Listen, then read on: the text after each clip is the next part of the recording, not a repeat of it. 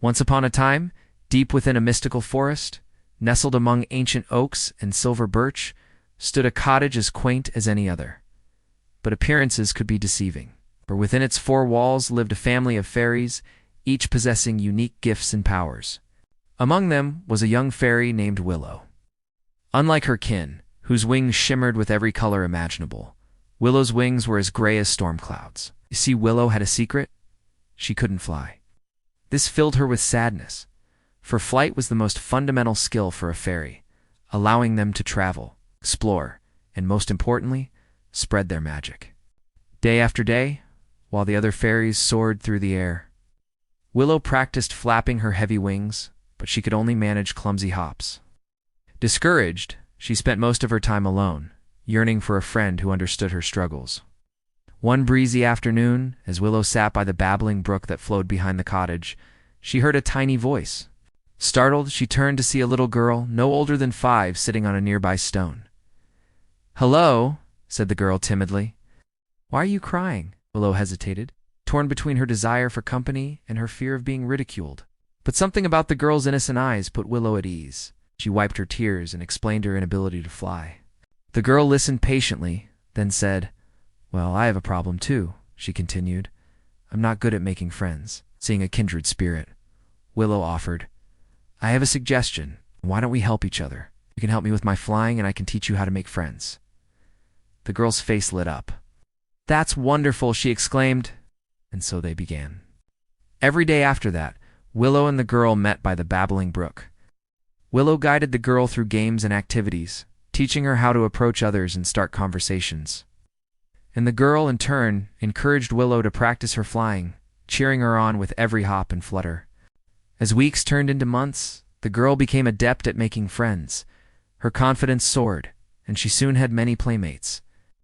Meanwhile, Willow, inspired by her friend's belief in her, pushed herself harder.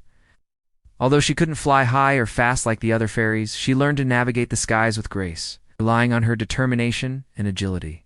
Then came the day when Willow realized she wasn't afraid anymore. One evening, as the sun dipped below the horizon, casting long shadows across the forest floor, Willow and the girl sat together by the brook. "Thank you," said Willow, her voice trembling with emotion. "I can fly now." Before she knew it, she had flown all the way to the highest branches of an old oak tree. Perched there, she looked down at the forest, realizing just how far she had come. Suddenly, a loud voice boomed from below. "How dare you fly without permission?" Startled, Willow turned to see a large, menacing figure with wings as dark as night. It was the Shadow Wing, a fearsome creature that thrived on fear and despair.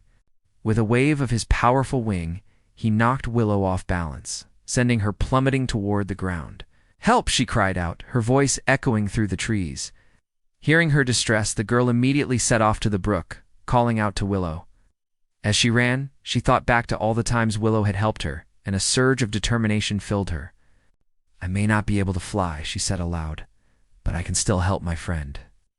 As the Shadow Wing approached, ready to deliver the final blow, the girl stepped in front of him, blocking his path. "Leave her alone," she commanded, her voice shaking but firm. The Shadow Wing, taken aback by her bravery, paused.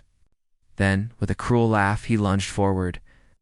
But just as he was about to strike, a gust of wind swept through the clearing. Willow, having regained her balance, swooped down from above, and with all her might, headbutted the Shadow Wing, sending him crashing to the ground. Together, Willow and the girl had defeated the Shadow Wing, and from that day on, their friendship only grew stronger. Willow learned that true strength wasn't just about physical abilities, but also about courage and kindness. And the girl, now known as the Braveheart, became a respected leader, guiding her fairy friends with wisdom and compassion.